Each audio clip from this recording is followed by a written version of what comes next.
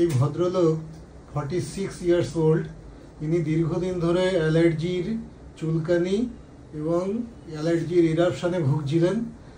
কিছুদিন হোমিওপ্যাথি ওষুধ খাওয়ার পরে এনার মধ্যে এক আমূল পরিবর্তন দেখা গেছে, তাতে উনি নিজেই ভীষণ খুশি আর কি। আপনার কি কি সমস্যা ছিল বলুন এবার। আমি চিংড়ি মাছ, বেগুন এগুলো খেতে চাইতাম না, কারণ হচ্ছে খেলেই পরের দিন একটু হাত পা সব বিভিন্ন জায়গায় চুলকাতো।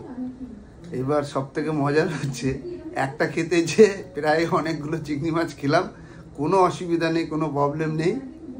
আর ডেলিতে এখন মোটামুটি ম্যাক্সিমাম দিন ইলিশ মাছ নিয়ে এসে খাওয়া হচ্ছে। কেন হচ্ছে আগে ইলিশ মাছ খেতে পারতেন না? না, খেতামই না, লোভ লাগতো, খেতাম না, খালি হচ্ছে চুলকানির জন্য। এখন আর অন্য কোনো প্রবলেম নেই? অ্যালার্জির সমস্যা? না না না, এই মুহূর্তে কোনো অসুবিধা হচ্ছে না।